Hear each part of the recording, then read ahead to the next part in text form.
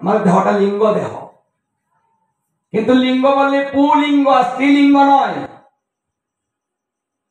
সূক্ষ্ম দেহকে লিঙ্গ বলা হয়। তিনটা উপাদানে তৈরি, মন বুদ্ধি অহংকার, এই তিনটা উপাদানে একটা সূক্ষ্ম দেহ আছে। দেবাদিদেব মহাদেবের লিঙ্গ পূজা হচ্ছে এই সূক্ষ্ম প্রতীক চিহ্ন, সেই সূক্ষ্ম দেহের পূজা লিঙ্গ পূজা। এই তত্ত্বটা কি আমাদের জানা উচিত না? এমন অনেক তত্ত্ব আমাদের জানা উচিত, যার জন্য আমাদের জানার জন্য কোনো প্রতিষ্ঠান নেই, শিখার কোনো ব্যবস্থা নেই। সাধুগুরু বৈষ্ণবের মুখনিসৃত বাণীতে যতটুকু শেখা যায় ততটুকু আমরা শিখে শিখে ধর্ম করা হচ্ছে। মানে এটা পূর্ব থেকেই চলে আসছে এই রীতি। আর এই রীতিতে চলতে চলতে কুসংস্কারে আমাদের বড়ে গিয়েছে। কারণ শুনে শুনে ধর্ম করা এটা কুসংস্কার বাড়বে। নিজে কোনোদিন দেখা হয়নি, কেউ শিক্ষা দেয় না, নিজের স্বার্থের জন্য আসে, স্বার্থ শেষ হলে চলে যায়, যার জন্য আমাদের শিকার ব্যবস্থা নেই। এই যে আপনারা একটা শিকার ব্যবস্থা করেছেন, সাপ্তাহিক দিন কম নয়, কিন্তু দেখুন প্রতিদিন এটা করতে হয়। আর আপনাদের সপ্তাহে একদিন শুক্রবার বেছে নিয়েছে কেন? যদি কোনো অজুহাত দেন, আমাদের মধ্যে তো আবার অভাব নেই অজুহাতের। অন্যদিন দিলে স্কুল আছে, পারবে না, ওই অমুক জায়গায় চলে যাবে, পারবে না, শুক্রবারে বন্ধ আছে, যার জন্য বন্ধ দিনটা কাজে লাগিয়ে শুক্রবারে এই গীতা স্কুলটা করা হচ্ছে। অতি উত্তম। যারা করেছেন তারা সমাজের এবং দেশের কল্যাণ বহন করবে, এটা কল্যাণ আনবে। কারণ শিক্ষাই মানুষকে সুখ দিতে পারে। তাই সুশিক্ষা, সুশিক্ষা কোনটা? যদি আত্মজ্ঞান হয়। আত্মজ্ঞান হচ্ছে সুশিক্ষা। পুঁথিগত বিদ্যায় কিন্তু শিক্ষা হয় না যদি তার আত্মজ্ঞান না থাকে। তাই আমি আপনাদের প্রতি কৃতজ্ঞ যে আপনারা এত সুন্দর একটা আয়োজন করেছেন। এই শিক্ষাটা চালিয়ে যাবেন, সহযোগিতা করবেন। যত হিংসা বিদ্বেষ রেষারেষি থাক, কিন্তু এই স্কুলকে নিয়ে, এই শিক্ষাটাকে নিয়ে করবেন না। যদি বড়রা কিছু করেন ওটা অন্যদিকে রাখবেন, কিন্তু এটা এখানে লাগাবেন না যে ওখানে তুই আর যাবি না, না, বন্ধ করবেন না। কারণ আপনার সন্তান যদি ভালো না হয়, সারা জীবন আপনাকে সেই জ্বালা সহ্য করতে হবে।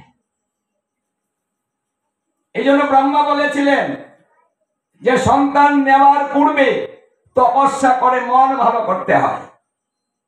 সুসন্তান যদি চাও তাহলে তপস্যা করে নাও। তখন স্বয়ম্ভু মনু 100 বৎসর তপস্যা করেছিল সন্তানের জন্য। কারণ মন যদি ভালো না হয়, সন্তান কখনো ভালো হবে না। কারণ মাতা পিতার মনের ভাব সন্তানেতে সংক্রমিত হয়, সেই ভাব নিয়ে জন্ম হয়। এই জন্য সন্তান যদি খারাপ হয়, তার দায়ভার মাতা পিতাকে নিতে হবে। আমাদের সুসন্তানের দরকার, একটা ভালো সন্তানের মাতা পিতা হন, নিজে শান্তি পাবেন, সমাজও শান্তি পাবে। তাই আপনি যদি সুমানুষ বানান, তাহলে সন্তান কখনো আপনাকে কষ্ট দিবে না। এটা হলো শিক্ষা আমাদের। আমাদের তখনই শান্তি পাবো যখন সন্তান আমার ভালো হবে, মা বাবাকে কোনোদিন কষ্ট দিবে না। কিন্তু এখন অহরহ দেখা যাচ্ছে যে মা বাবা কষ্ট করে, সন্তান সুখে আছে। কেন এই শিক্ষাটা হবে? এই দুষ্কার, এই দুষ্টা কিন্তু প্রথম মাতা পিতা। আমাদের দায়িত্ব নিতে হবে, আগে নিজে ভালো হতে হবে, তারপরে তো সন্তানকে ভালো করবেন। কিন্তু এখন আমরা বানাই ভূত, ভূত না, কি বানাই? ভূত। ভূত যখন হয় তখন সে মা চিনে না, বাবা চিনে না। কিন্তু যদি আপনার ভূত হয়, কখনোই আপনাকে সে কষ্ট দিতে পারে না। সেই জ্ঞানটা অর্জন করাতে হলে এইভাবে আপনাদের এই গীতা চর্চার মাধ্যমে আমাদের এই জ্ঞানগুলাকে সন্তানদের করার সুযোগ করে দিবেন। আর সকলেই সহযোগিতা করবেন। সহযোগিতার দরকার আছে, যে একা একা একটু আলোচনা করে চলে গেল তা না। আপনারা আসবেন সন্তানের সাথে, মানে বড়রা আসতে হবে, ছোটরা আসতে হবে। সবাই আমরা জ্ঞান অর্জন করব, জানবো, আমরা সঠিক জেনে সঠিক ভজন করব। দেখুন, সঠিক জেনে সঠিক ভজনটা করার জন্যই তো ব্রহ্মাকে আহ্বান করলেন, জানার জন্য। ব্রহ্মা এসে জানার সুযোগ করে দিলেন, পদ্ধতিটা বলে দিলেন কিভাবে জানবো।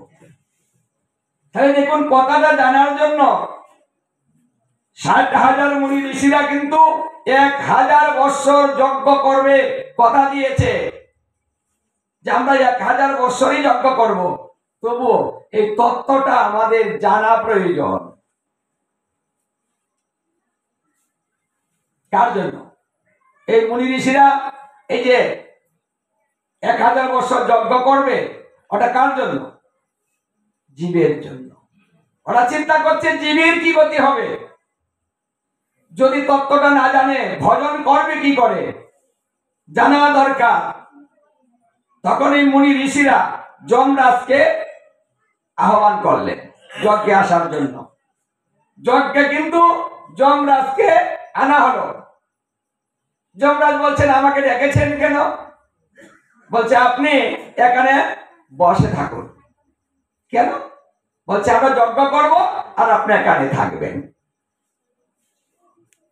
1000 বৎসর আপনার এখানে থাকতে হবে। যমরাজ বলছে, আমি যদি এখানে 1000 বৎসর থাকি তাহলে আমার জমালয় চলবে? বলছে, আপনার জমালয়ে কোনো কাজ নেই, দরকার নেই আপনার জমালয়ের কাজ, ওটা বন্ধ থাকবে। একটা মানুষ মারা যাবে না। আগে যজ্ঞ শেষ হবে, আমরা তত্ত্ব জানবো, তারপরে আপনাকে ছাড়বো। এর মধ্যে কোনো মানুষ মারা যাবে না। তাহলে দেখুন মুনি ঋষিদের শক্তিটা কত ছিল, যে তারা মন্ত্রের দ্বারাতে যে কোনো দেবতা বসিয়ে রাখতে পারত। যমরাজের উপায় নেই, যমরাজ বসেছিলেন। তারা সেই নৈমিষারণ্যে যজ্ঞ শুরু করলেন যমরাজকে বসিয়ে রেখে। আর সেই যজ্ঞটা যখন 12 দিন চলছে, যেখানে 1000 বৎসর সংকল্প, সেখানে মাত্র 12 দিন। 12 দিনের মাথায় একজন কৃষ্ণ ভক্ত এসেছে, তার বয়স মাত্র 16।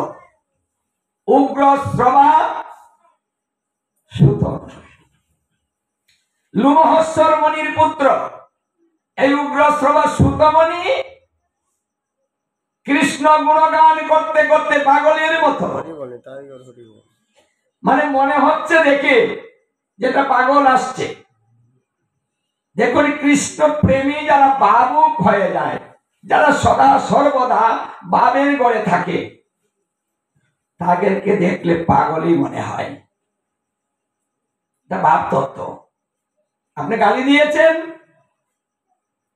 কিছু মনে করবে না।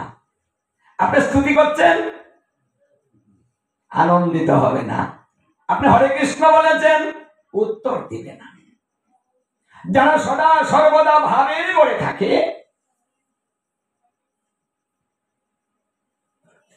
তাদের কোনো হুঁশ থাকে না। তারা সবসময় লীনই থাকে ব্রহ্মে। উগ্রশ্রবা সুতমণি যখন নৈমিষারণ্যে এই যজ্ঞস্থলে এসে উপনীত হয়েছেন, সঙ্গে সঙ্গে 60,000 মুনি ঋষি উঠে সবাই দাঁড়িয়ে গেল। ছোট্ট একটা বালক, তার বয়স মাত্র 16। এই ছোট একটা বালককে দেখে বয়োজ্যেষ্ঠ মুনি ঋষিরা উঠে দাঁড়িয়ে গেলেন কেন? ছোট্ট সন্তান, ছোট্ট বাচ্চা, ওকে দেখে কি সম্মান দেওয়ার কোনো প্রয়োজন আছে? তাহলে কেন তারা দিয়েছে? তাহলে বড় কিসে হয়?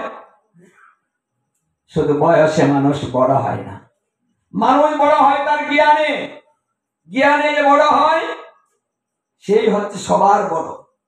উগ্রশ্রবা সুতমণি সর্বশাস্ত্রে পারদর্শী ছিলেন, এই জন্য তার অসংখ্য জ্ঞান। এই জ্ঞানের জন্য এই উগ্রশ্রবা সুতমণিকে 60,000 মুনি ঋষি সম্মান প্রদর্শন করেছেন। তাকে বসতে দিয়েছে উপরে, বেশ আসন, উপরে বসতে দিয়েছে। ছোট্ট একটা বালককে উপরে বসতে দিয়ে তারা এইভাবে সবাই বসেছে। বয়োজ্যেষ্ঠ সভা সৌনক ঋষি, সৌনক ঋষি প্রথমে জিজ্ঞাসা করলেন, এই যে ব্রহ্মা বলেছিলেন যে শুদ্ধ ভক্ত আসবে, উগ্রশ্রবা সুতমণি উনি তো শুদ্ধ ভক্ত, সর্বশাস্ত্রে পারদর্শী, সেই ভক্তের কাছে করজোড়ে মিনতি করতে করতে প্রশ্ন করেছেন। কারণ প্রশ্ন করতে হলে সুন্দরভাবে করতে হয়। জীবের গতি কি হবে? উপাস্য দেবতার নাম কি হবে? জীবের ধর্ম কিভাবে করবে? মানুষের আকৃতি কেমন হবে? আত্মকলহটা কি আরো বাড়বে? জীবের মমত্ববোধ কেমন হবে? এই বিভিন্ন প্রশ্ন উগ্রশ্রবা সুতমণির কাছে করেছিলেন। তদুত্তরে সুতমণি বলেছিলেন, হে মুনি ঋষিগণ, অত্যন্ত সুন্দর প্রশ্ন করেছেন, তাই সাধু বাচ্চা নাই। জীবের কল্যাণের জন্য প্রশ্ন করেছেন। দেখুন, নিজের জন্য নয়, নিজের জন্য কিছু নেওয়া চাওয়া সেটা তো স্বার্থপর হয়। কিন্তু যারা জ্ঞানী ওরা নিজের চিন্তাটা করে না। সাধুগুরু বৈষ্ণবের স্বভাব হয় তার ইতি প্রামর, নিজের কার্য নাই তো বুঝায় পরের ঘর। বলছে নিজের কার্য না থাকলেও পরের ঘরে যায়, ওদের স্বভাবটা এমনই হয়। পরহিতের জন্য তারা শ্রম দেয়। তাই আপনাদের প্রশ্নটা অতি উত্তম হয়েছে, মানে প্রশ্নটার উত্তর দিতে মনটা আনন্দে ভরে গিয়েছে। দেখুন, প্রশ্নে আনন্দ বাড়ায়। আনন্দিত হয়ে তিনি বলেছিলেন, হে মুনি ঋষিগণ, আপনারা যে প্রশ্ন করেছেন মানুষের স্বভাব কেমন হবে, অনেক প্রশ্ন আপনারা করেছেন। কলিজীবের গতি কি হবে? মানুষের স্বভাব হবে নিন্দুকি, ওরা নিন্দা চর্চায় রত থাকবে সদায়, এটা হবে মানুষের স্বভাব। হে মুনি ঋষিগণ, মানুষের ভালো কেউ দেখতে পারবে না। মানুষের মন হবে বিক্রিয়া। কেউ যদি ধনী হয় তাকেও দেখতে পারবে না, কেউ যদি গরিব হয় তাকেও দেখতে পারবে না, কেউ যদি সুন্দর হয় তাকেও দেখতে পারবে না, কেউ যদি কুৎসিত হয়। কি আছে না সমাজে? কি বলেন? কেউ যদি ধনী হয়, ওই ধনী ওই লোক, কি ভাই ওই লোক পাইল কই, বাড়ি ঘর করে আছে,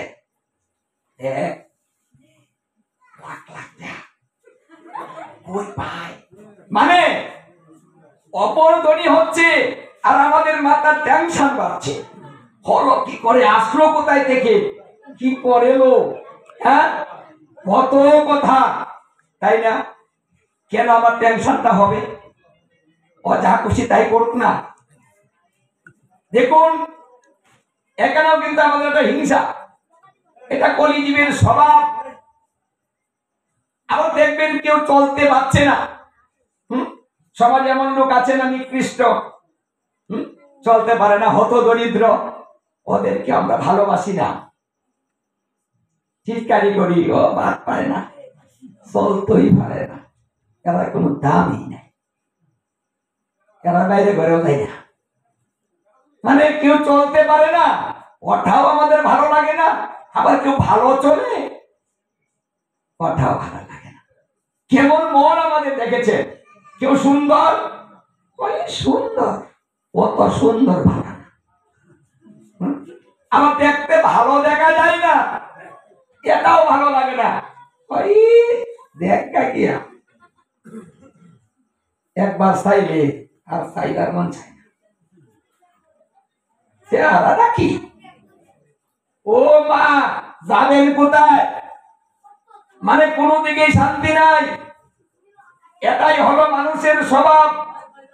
হে মুনি ঋষিগণ, মানুষের মনে তো চঞ্চল হবে, একটু সময় স্থায়ী ভাবে বসতে পারবে না, ওদের মন খালি ঘুরবে।